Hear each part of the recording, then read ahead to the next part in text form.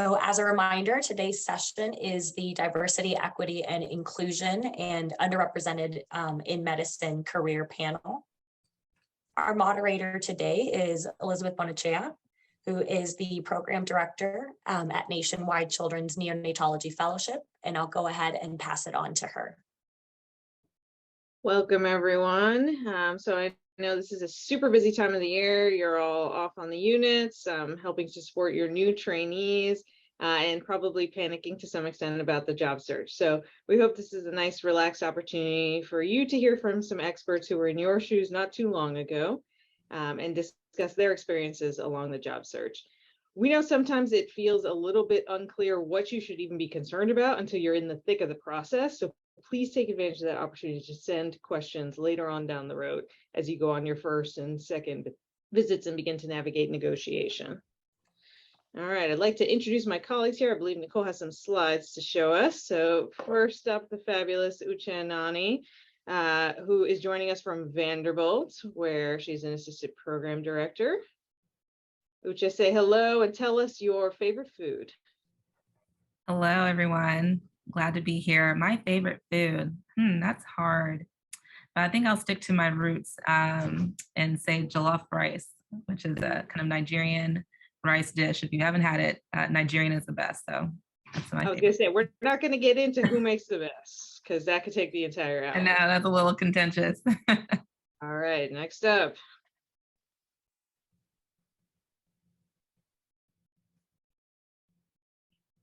All right, next up is Mercedes Ball, who is joining us from the fabulous Kaiser, Oakland, and works in residency education specifically for NICU. So your favorite food, or to start a jollof rice fight?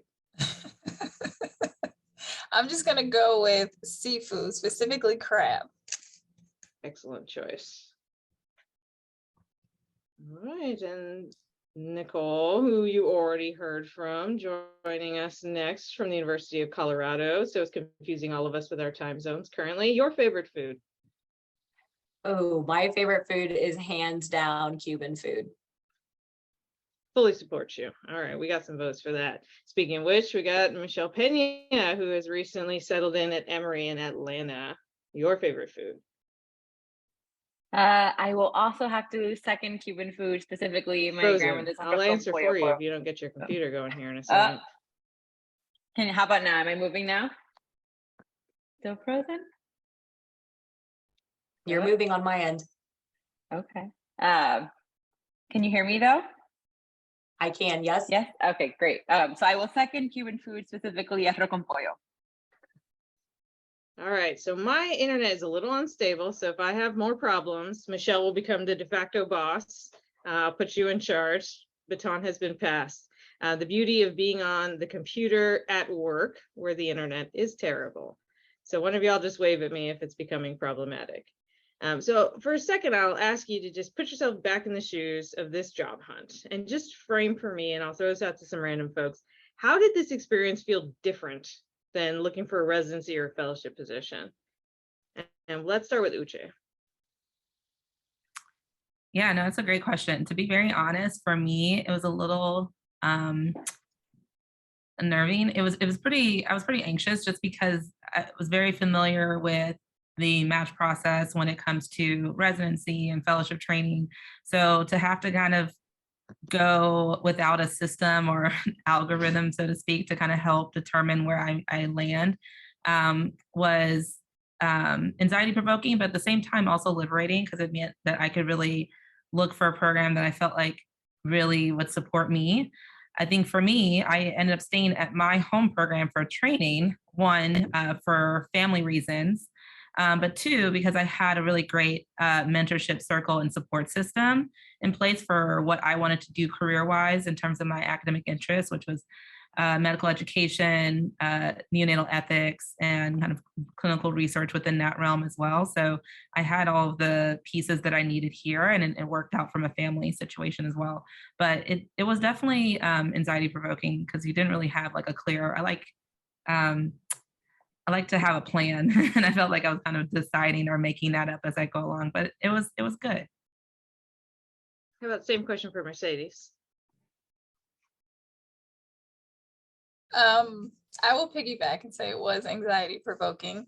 I think for me, we live in a world for so long, like you said, where we have a match process, where we have this set pathway, that this was the first time I felt like, wow, I'm entering the workforce, right? Not only do I have a blank slate and I can go anywhere, but what if I don't get a job?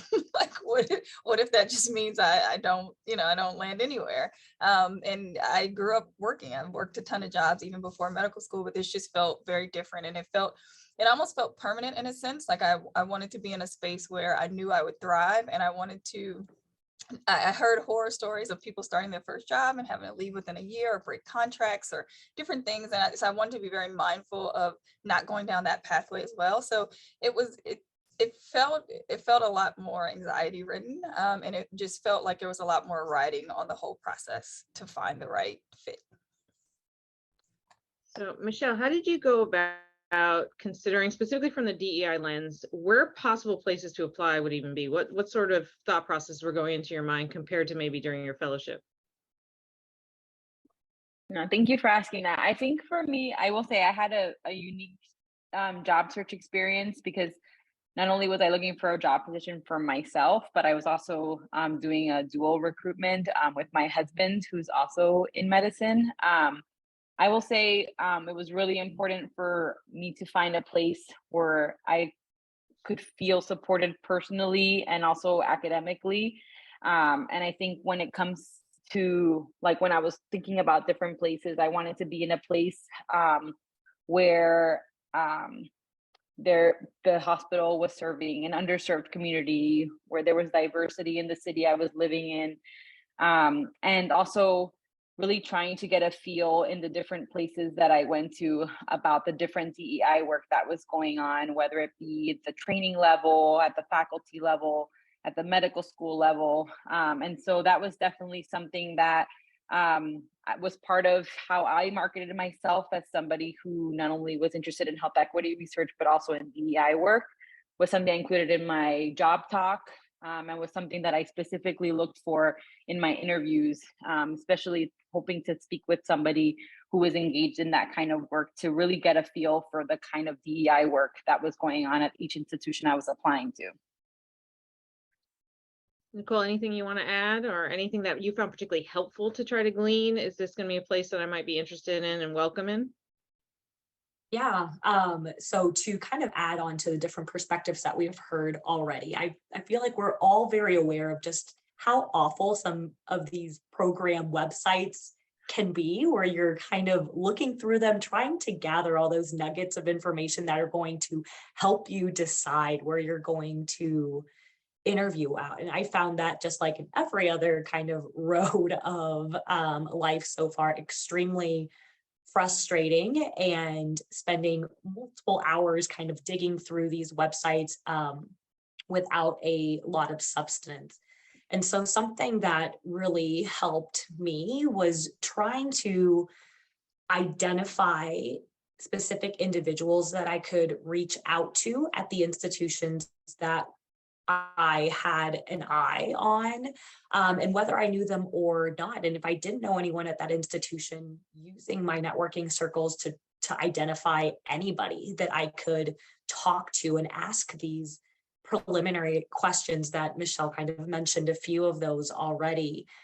So that's something that I found really helpful and helped me kind of narrow down where I was going to spend my time and efforts in drafting my CV and cover letter to, in order to not waste so much time and really maximize my time. So Uche, how did you tap that brain trust, particularly of other URM folks, to try to figure out what would be good environments? What sort of channels did you use?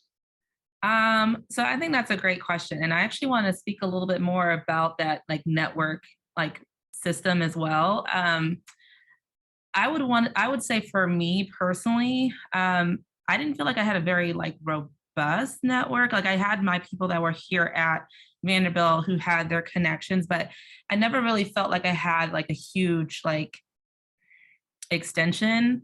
And I want to highlight that I feel like sometimes as a minority or a URM, trainee. Like, I feel like that's sometimes a common theme where you like the network and mentorship aspect is not as robust as some of our other colleagues, and for reasons that obviously probably extend beyond this discussion today. So it was different. Now, with that being said, I was able to utilize the mentors and the people that I knew and were able to kind of seek out more.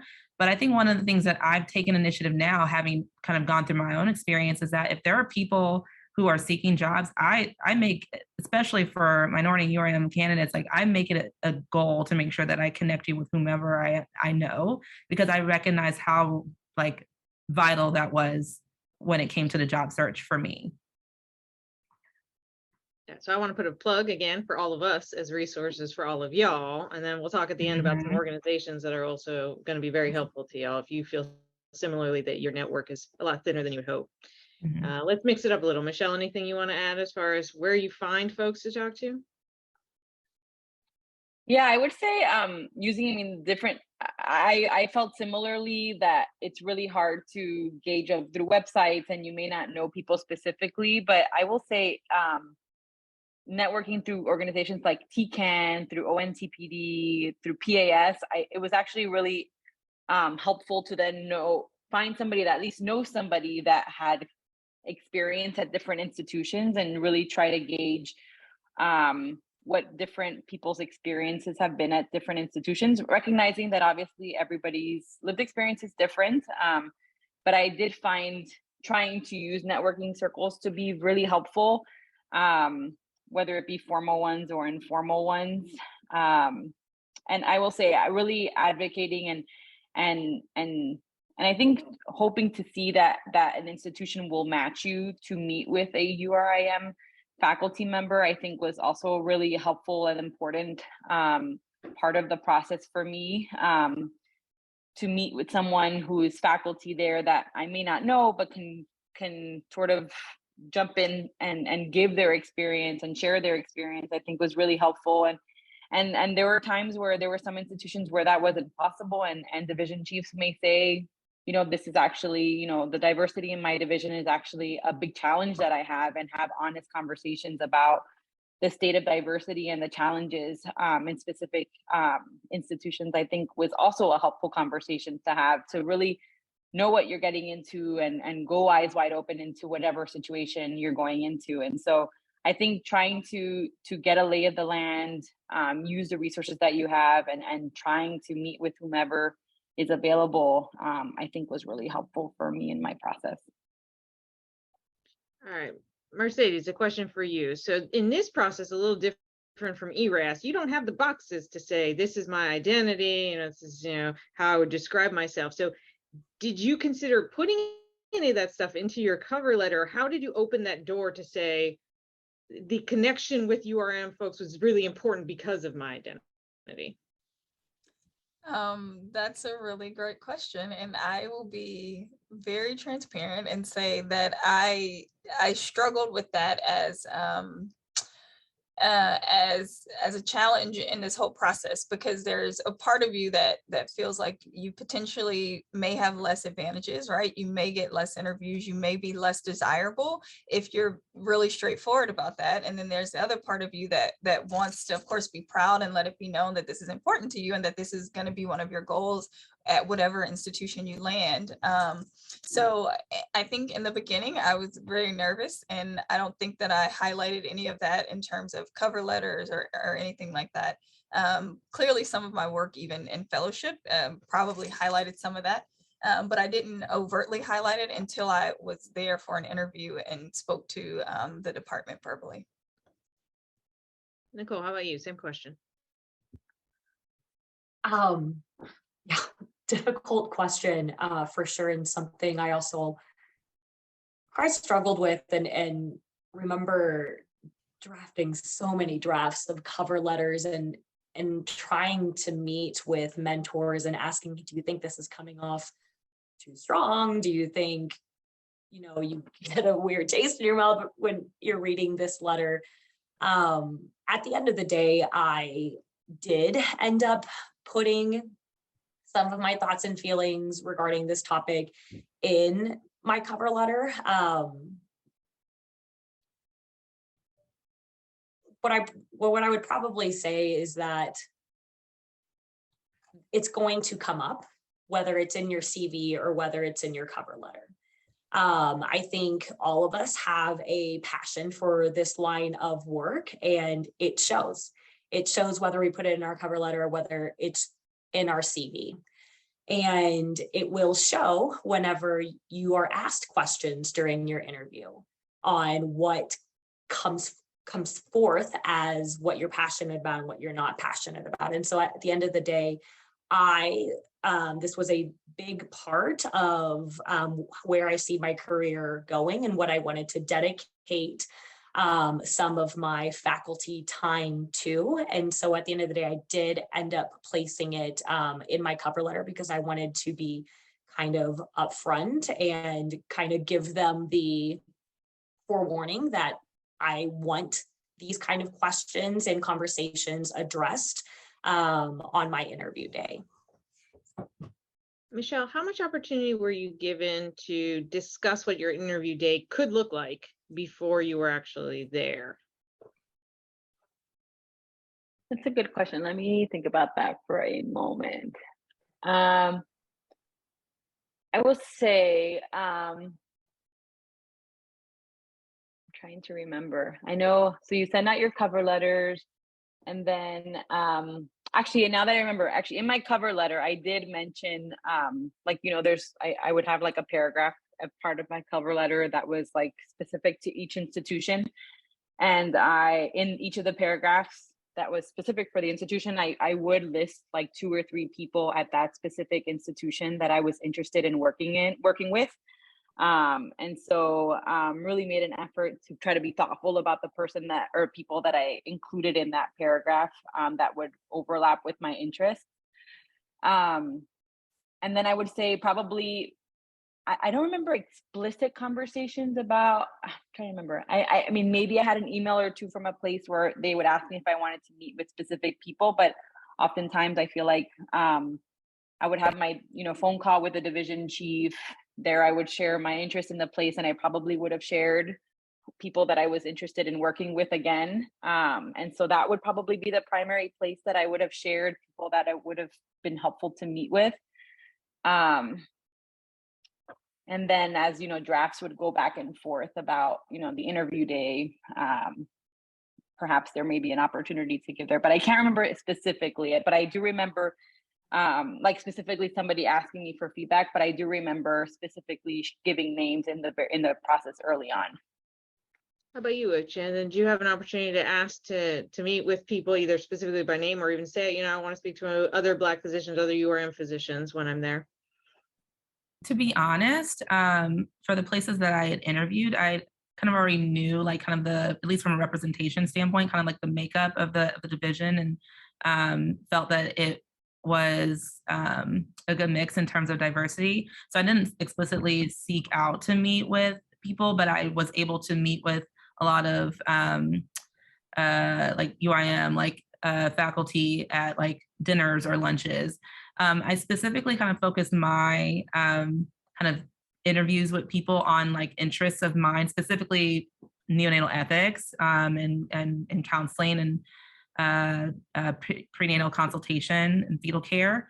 To be honest, I mean, I've only been in faculty, I guess it's year 5, but it wasn't something that was encouraged to say, okay, I specifically want to seek out people that look like me, people that carry a same like passion for URM mentorship and things of that nature. And I feel like that is something now that I see that is definitely at the forefront, and definitely I encourage others and myself to do that in anything that they're achieving or interviewing for. But it wasn't something that I felt that I could do. So it's definitely evolved, I think, over the last few years, which I am very in favor of, but it wasn't something I felt like I could do at the time. Yeah, actually, to add to Uche's point, when I mentioned my point previously, I was talking more from a health equity research standpoint. And I will say, even this past, I mean, I just went through the job search this past year. I just joined faculty this summer. And I will say, I did not explicitly ask to speak with people that were engaged in DEI work or who identified as URiM. And in a sense, I almost, part of me wanted to see which institutions would make the effort to do it or not do it.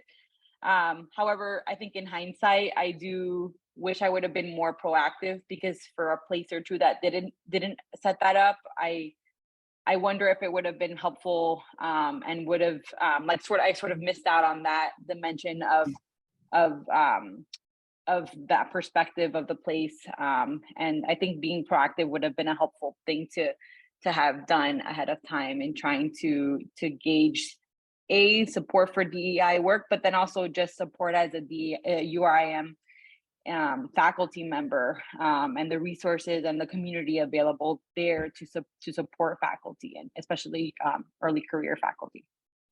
That's a great point.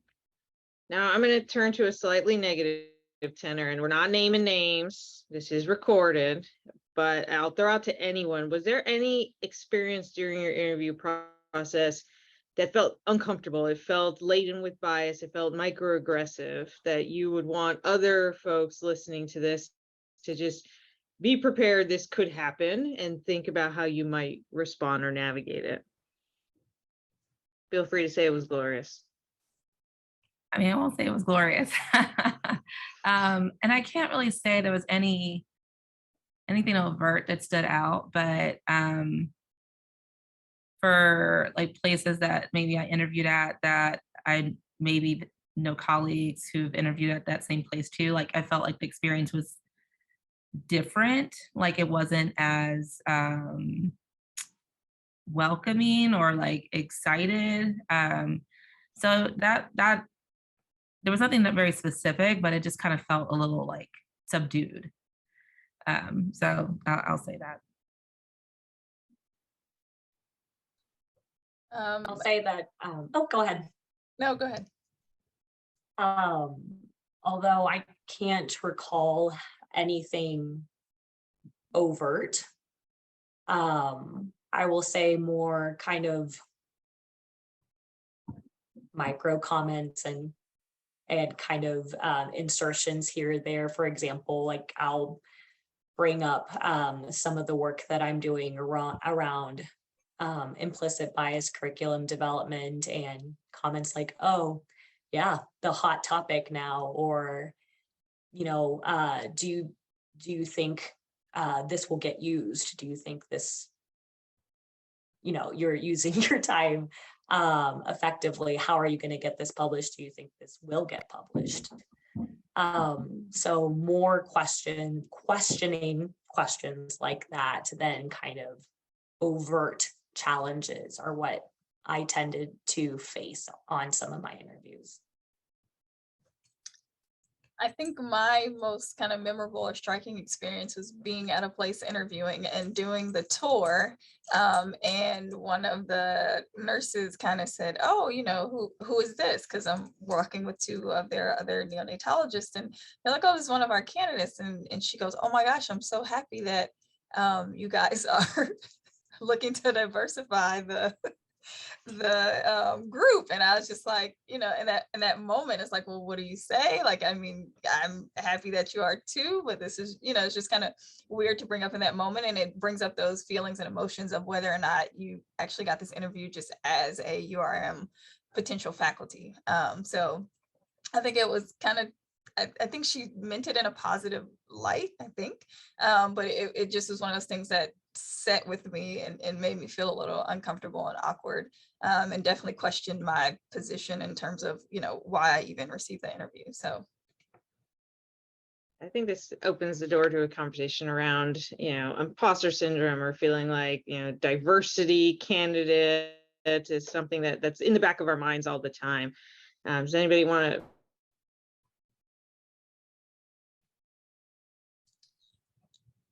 Your question cut out. Okay, I think she may have left, but I'm happy to kind of continue the conversation. I will say I have a lot of imposter syndrome at baseline. I filled out one of those imposter syndrome like surveys, and like I think I was somewhere between like severe and like extremely severe imposter syndrome. So I take my level of imposter syndrome with a grain of salt compared to other individuals. But it definitely feels like when you're the only one or the one of two in like a large group, like you always question whether or not, like, am I really seen for what I can contribute as an individual, or are they just seeing this, you know, are they seeing my gender, are they seeing whatever? And I have to tell myself personally, no, Uche, you are here because you contribute in this way. And then like, look at all that you've done thus far. And I will literally like run through like, oh, what what have you done that you've accomplished that you're proud of, and you know, like makes like contributes to your work and your program and X, Y, and Z. And that's what I had to do during the interview process. That's what I have to do now, even like to like continue to like validate myself and like tell myself like I'm worthy and I know that I am. And it's hard to shake that. And I don't have a solution. I honestly don't have a solution, but I think really focusing on like what you're passionate about and what you've done and what you plan on doing, and focusing on those passions, I think really helps to like offset that sometimes, but it's hard. Yeah, that really resonates a lot with me too, Uche. Like I mean, still to this day, like it feels like, who did I fool to get to where I am today? And they're gonna find out, you know. But I remember this question coming up on a panel, you know, URiM panel actually in medical school, and one of my mentors from medical school saying, like, if somebody had asked her, like, do you feel like you are where you are because you are URiM? And I remember like sort of the gist of her answer was like, you need to get that thought out of your head. Like that needs to like be eliminated for how you're thinking about why you're sitting where you are today. And it's really hard to do that. But I remember that panel often, and I think to myself, like, okay, like how many years have I been worried about this imposter syndrome? And like, here I am, like, this is like the sort of like this, you know, like we're getting to like jobs, you know, this is the latter part of this whole process. And like, we have worked hard, and like you said, Uche, like I have to remind myself of like what I've done and like how that's similar to what other people have done. Is just as they're deserving, I'm deserving. And it is hard because I do feel like to the story that Mercedes mentioned, like somebody will say like, oh, we were really interested about, you know, of having you because of all of these amazing things that you bring to the table, and you are also adding to diversity. And then that second part, you're like, ooh, is that the main, you know, it's sort of hard for your mind, you know, you still want to gravitate towards that like imposter syndrome and feeling like that's such a heavy reason. But I similar to what you say, Uche, just continuing to remind ourselves. And I think like at this stage of the game, like we really like we worked hard. We've worked as hard as everybody else, and if not harder. And trying to like remind yourself to own it. And I'm definitely, it's still a work in progress for me, and I definitely am working through it, but trying to especially in this process, like enjoy like this, like sort of the fruits of your labor, and really like take stock of all that you've accomplished, and really be proud of that, and use that to find the next place for you to thrive. Yeah, if you'll permit me a quick anecdote, and thank you so much for your patience with my terrible internet connection. I was at a rank meeting for our residency, and I'm 15 years out of starting my training, and I was sitting next to another education leader in the hospital. Both of us URM, both of us had trained and then stayed, and we were talking about some of the average scores and other sort of candidate qualifications. And both of us looked at each other and said, well, clearly we're here because we're URM, right? We were affirmative action choices. And we laughed it off and said, well, look at us now, right? So I don't care how we got in the door, whether it was through our amazing merits or whether it was because they thought it would be cool to interview some URM folks. But look at everything we accomplished with the opportunity we got. And that's how I just choose to kind of move on from those feelings of imposter syndrome when they come on.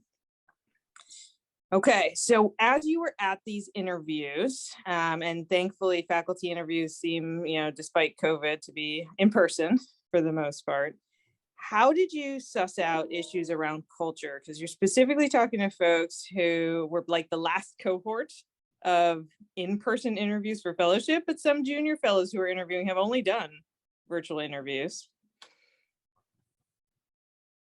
I found that very difficult because a lot of the junior faculty, because the past 2 to 3 years or whatever has been very COVID heavy, that they also could not vocalize sometimes the culture of their program because they hadn't been able to experience it. So those individuals that I felt a little bit more comfortable talking about these types of questions just because they're a little closer to fellowship or to my age or background, I struggled to sometimes identify or really pin down the culture of a program and really forced myself to ask some of these questions to people who maybe, if it wasn't COVID, I would have hesitated to ask questions of the more kind of senior faculty that interviewed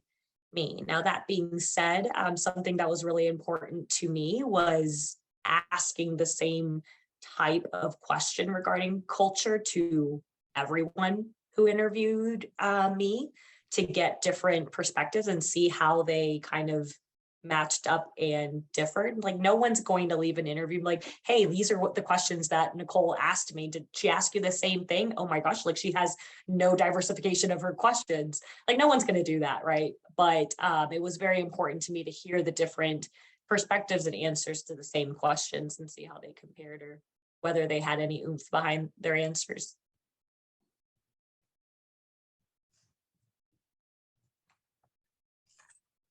Is anything you want to add? I think it's really difficult to tease out. And as similar to Nicole, of course, asking the question is important, but I found throughout all these cycles of interviews, luckily I'm kind of in the pre-COVID cohort, so all of mine have been in person. But I think visual and like paying attention to people's interactions is the most important part. So I mean, you can get the answer to the question, but even just seeing how, you know, how their support staff is made up, right? As you do your interview and you walk around, how they, you know, treat the lower or, you know, what would we consider lower level staff, right? Like, how do you treat your cleaning team? Because that's a part of the team, right? In order to have a room for this baby, I need you to turn over the room and I need to be clean adequately. So whether or not they treat those people like a part of the team and just seeing how people interact on a whole level, I think gave me the most insight than asking questions. But I definitely asked the question usually to the head of the department and to any URM faculty that I was able to meet with.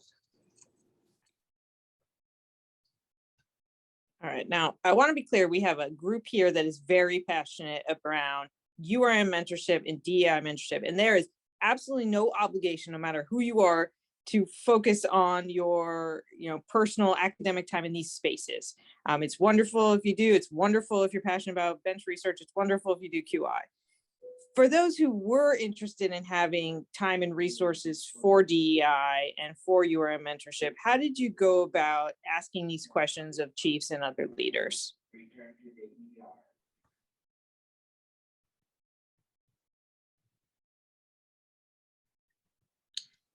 I can start, and to be honest, it again, like reflecting back on my interview like season and time, it wasn't, I didn't necessarily feel empowered that I could ask about like initiatives surrounding DEI and mentorship and recruitment or equity work. I felt like as I've evolved in my job space and kind of push forward my passions and interests, I've negotiated more about working with individuals, prioritizing time, prioritizing resources, but it wasn't something that I felt empowered to do so during the interview season. And I think that just, again, speaks to the fact that it just felt like I didn't necessarily have that like support, like extensive support system, and like just the people behind me saying, no, like if this is what you're passionate about, you should do it. That came with time. And so I feel like now I feel empowered to do that for other individuals who I work with and support and mentor and guide during this process. So yeah, I don't know. I didn't feel empowered at the time. And I will say for me, and I am on a research focused path, and so and my research is in health equity research. So a lot of my timeline and a lot of my specifics were focused on that, and they continue to be that way. I expressed my interest and passion in doing DEI work because that is part of my health equity work. And I will say, like, it's something that I've mentioned from the very beginning as part of my portfolio and part of, you know, my passion and my work. But I will say it is like an ongoing conversation with my division chief on how it is to use time and how much time. But I did not ask for it up front. And I'm curious. I'm curious. It's helpful to hear Ucha's experience. I was curious to hear how you would do it now, now that you are so much more immersed in the work and have so much more. I feel like you feel so much more empowered now. Like if you could do it again, how you would do it. Oh, if I could do it again, I would be very explicit about the individuals I wanted to meet, talk about what like initiatives and programming you have at your institution. I would be very much so like, how does this institution align with what the passions and goals I have and what I can contribute to said institution as well. Like I would be very explicit about it. And honestly, as I've been more immersed in my own work and then also kind of recruitment within my own division and outside of my division, I see that more and more. So I'm like, yeah, that's exactly what I would do. And again, everyone should do what they're comfortable with and what they're comfortable with. But if it's something that you're passionate about and you know it's going to allow for you to be happy within that workspace, you know, I think it's important to talk about it. It's important to address at the forefront. Because I agree kind of to what Mercedes said earlier in the conversation, like you do worry. I mean, you can always change jobs, right? Like no one said no job is permanent. You can always change jobs, but we also recognize too that there's a lot of work that happens when you have to move from one job to another. And there's a lot of, we really want to be able to hone in on the things that we know are important to us in terms of our livelihood, our well-being, our passions. And so it's just helpful to be able to address those up front so that when you're making that decision, you feel more comfortable with the decision that you're making moving forward.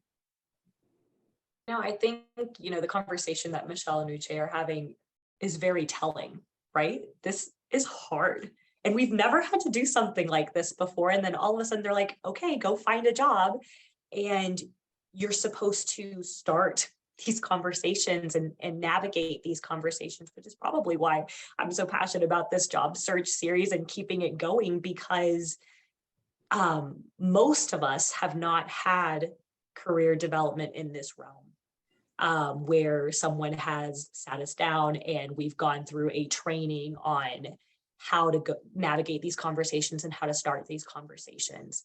What I would add is that to remember that it should be a continuous conversation. So just because you get one job with certain protected time or certain not protected time doesn't mean it has to remain that way. And after you start a position, to keep the lines of communication open with your chief or whoever at your institution is responsible for designating FTE or protected time. And as you develop that portfolio or as you develop that confidence, then continue to have those conversations and continue to advocate for yourself. I found it extremely difficult as a kind of fresh trainee who was just trying to get a job to have those conversations on the interview day. Another piece of advice that people always gave me, which I always found really difficult to do also, was it never hurts to ask. But I find that way harder to do than to kind of hear. It's all good and good theory, but difficult to do in that kind of power stance conversation that you're having with the chief, wherever he or she is responsible for giving you or not giving you a job. Yeah, I totally agree. Sorry. Go ahead, Michelle. Oh, I was gonna say, totally agree. I do think the other thing that I think has been helpful, like I think I've been surprised by how supportive division chiefs have been. And I think it's also been helpful to have like honest conversations. Like for me, for example, like I'm on a research focused track and really trying to brainstorm with division chiefs, like thinking about like the minority tax and thinking about like all these additional commitments, making sure that I am not overcommitting myself broadly too upfront, and being honest that like, you know, personality wise, like I'm a yes person and I may swing that way. So I want to have an open conversation with you about how you can help guide me and how you can support me in meeting the goals I'm trying to meet. So these are my goals. This is what's important to me. Like, how can you help me with saying yes and no to things? I think has also been an important conversation to have up front with division chiefs, because you can have all these interests, but at the end of the day, you only have 24 hours a day, and you don't want to spend it all working. You can't spend it all working. And so, you know, one thing is asking for time, but the other thing is also making sure that from the very beginning, you're trying to set boundaries and set limits, because you always end up doing more than what you sign up for. So sort of accounting for that extra that you're going to end up putting in, to make sure that from the beginning you're not overcommitting yourself. I think that has been something, and I'm really grateful for the division chiefs I've been meeting with and my current division chief that is sort of a big part of our conversation and the big help that they've been providing and that she's been providing me. And I think we have to understand, you know, we're all very aware of different biases and intersectional biases and misogynoir and these perceptions about, you know, being too much and too loud. And I think those are always running through the back of our minds. But I have the opportunity to talk with a lot of chiefs and chairs, and across the board, they want to know what you're passionate about and they want to know what you need, so they can figure out if it's going to be something that they can provide for you. The chiefs will universally tell you what they hate the most is when people are like, I can do whatever you want or whatever you need, I'll fill that gap. So I think we're sometimes more afraid to ask for what we want and need. And that's exactly what the chief wants to hear, because they're trying to craft a sense of where you fit into this environment. So I encourage you to take Uche's "if I had a do-over" advice. And then I think you got some other pieces to fill in too. You know, we talked a lot about the things you could ask for, but also having a frank discussion about the minority tax. So if you know that you want to be involved in recruiting and you want to be involved in resident education and mentoring, you know, how are you going to be able to have the time to do that and do it well? All right, for our last little bit here, let's transition a little bit to the negotiation process. Scary across the board. Again, very few, if any of us, are trained in this.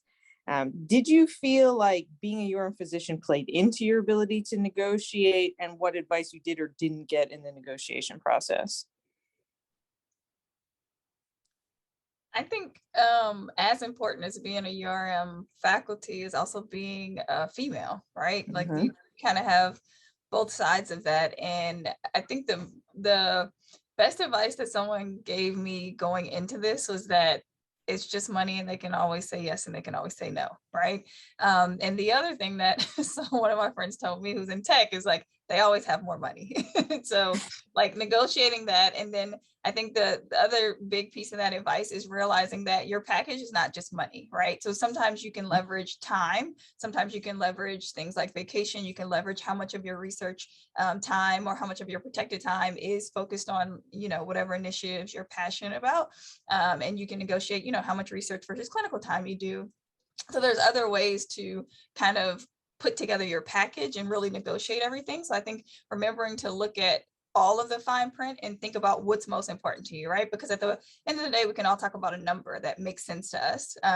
But what you really value in terms of whether you really love being in, you know, the NICU, or you really love research more, or, you know, like Michelle said, you're on a research track. So however much time you feel you need to progress in your research, you know, is what you should really leverage for. So I think really sitting down and looking at what your career, what you want your career to look like in 5 and 10 years, et cetera, and having that conversation with the chief about how much time you're going to give me to really get there, and how much help and aid and resources you're going to provide me, and how that looks into your package. I think that's also really important. So probably those 3 things, like, don't be scared to ask, kind of have something set in mind that you want, but remember that that leverage may not come in the form of a specific number or a dollar amount. It may come in some other aspect of your package. I will say, to add to that is the importance of having, if you have the opportunity to interview at more than one place, even if your heart is set on staying at an institution or going to this other institution, trying to find some other institutions that you're interested in, and proceeding down the pathway of interviewing with them and potentially getting to negotiations with multiple sites is extremely helpful to help clarify some contrast or comparisons between contracts. Another thing I will add is I got into an instance where I was told ranges for things like, oh, you'll either be doing this or this clinical work, or between this and this research time, or this and this salary, this and this, you know, bonus or whatever. And when you hear ranges, trying to kind of advocate for yourself, and one of those range, if the range is quite large and you would really prefer one side or the other for whatever it may be, then taking that opportunity to kind of advocate for yourself and state why you personally would lean one way or the other. Because then once I got the contract, I wish I would have done that in retrospect. And so that's the second advice that I would give. Yeah, and I agree with what everybody said. The other piece, I think, I mean, I feel like I've gotten to where I am today because of all the mentors, peer mentors, proximal mentors, junior faculty, senior faculty. And I will say, even when it came to contracts, and when it came to negotiating, I feel like all my co-fellows that, I mean, URiM or not, we were all very unfamiliar with the process. So I think it's helpful for people to share what experiences they're having. People feel comfortable sharing kinds of offers that they're receiving. And then also leveraging your, like, really relying on your mentors. Like, I would send my contracts to several mentors and ask them for their opinions. I would, you know, sort of practice what I would say or how to respond to different things or how to ask for things, and like workshop it and really try to learn from the experience and lean on my mentors to help teach me and help coach me throughout the process. Yeah, that's a fabulous point from Michelle. Again, especially if you're feeling feelings of imposter syndrome kind of creeping in, and I should just feel fortunate that I got this job. Don't let that hold you back from negotiation. Go to a mentor and say, you know, how would you play this? Is this fair? You know, what do you think I should counter with? And don't be afraid to put that out into the universe. Again, all they can do is say, no, it's not that big a deal. But if you don't play in the game at all, you aren't going to win. So I think the most stressful part of the entire job search is leveraging different spots for different places in the interview process. So this place has already made you an offer and they want an answer. This place, you're at a first interview. So going to your mentors to figure out, okay, how do I like write back to this chief and like basically stall? And how do I do that in a way that is professional and leaves the door open, but lets me kind of navigate this complexity of we're not in a match where everybody's on the same timeline. All right, this has been wonderful. We are not joking when we say we are happy to answer additional questions. So when you're watching this recording later or you're thinking about the conversation, please reach out to us. And then I believe Nicole has some slides to share here.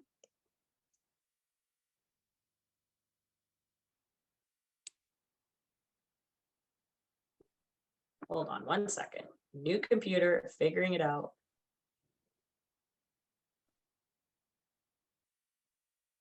So we can tell how fresh the office is there. You've got, you know, things waiting to be hung up in the background. All right, can y'all see that okay? Yes, that's perfect. All right. Well, we hope this was helpful, and this is just the beginning of the conversation. And we're here again, as Liz mentioned, as resources. We wanted to share a few, 3 groups actually that we think would be helpful and relevant to this audience.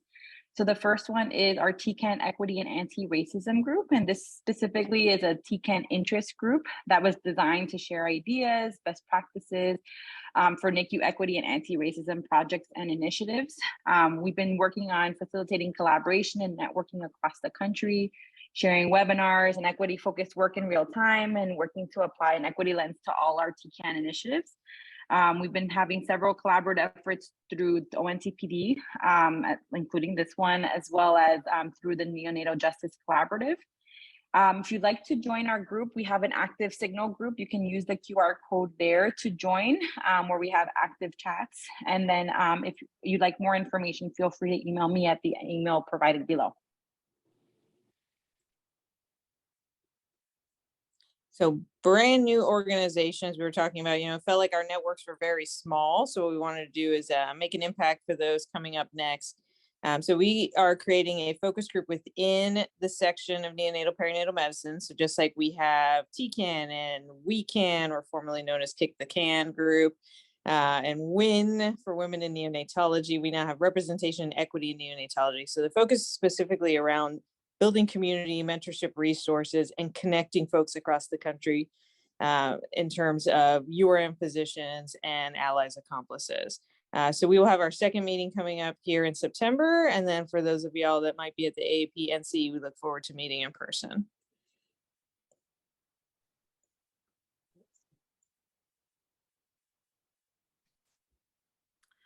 And then last but not least, we have a new organization as well called the Neonatal Justice Collaborative. And so this is a national grassroots collaborative that's kind of united to really advance health equity, anti-racism, and social justice for our NICU population and families.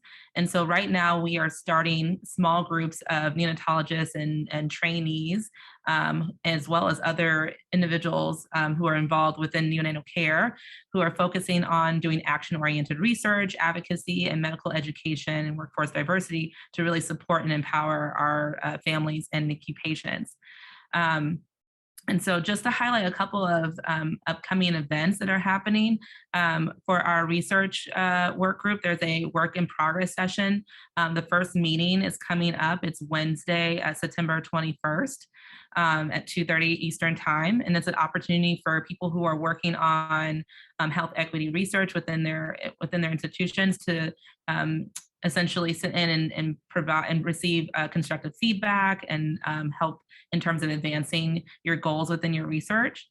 And I think a really great platform to get that expertise from other individuals who are leading that work as well. And then there's also an op-ed registration. They're hosting an educational session that will be on Tuesday, September 13th, 4 p.m. Eastern, led by neonatologist Rachel Fleischman, and who works at Jefferson Einstein and has done a lot of work in terms of publishing editorials. And so I think will be also a really great opportunity. So for more information, reach out to us via email.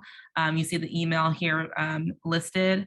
You can check out our website. You can also check out our Twitter account as well for more information, or to also obviously join in and participate in some of these events coming up. Perfect. And with that, I want to thank everyone who was able to join us today for this career panel, and a special thank you to our wonderful moderator and fellow panelists for this wonderful talk and session. As a reminder, this session was recorded and will be sent out to all who registered for this session. And then our very last session in this job search series for this year will occur on October 25th at 3 p.m. Eastern. And that session will be more centered around job offers, contract negotiation, and with a special subsection on negotiating for women. So be on the lookout for this session and for the Zoom link that will be sent out later in October. And also be on the lookout for our end of the job search survey. We collected wonderful data last year that will help inform both how we run this series, but also to provide data on the actual experiences of fellows and transitioning neos entering the job search. So pay it forward, all those who are in the thick of the job search this year. And again, thank you for joining us today. Have a wonderful day. Thank you, everyone. Best of luck in the job process. You've already done the hard work. You deserve all the wonderful things coming to you.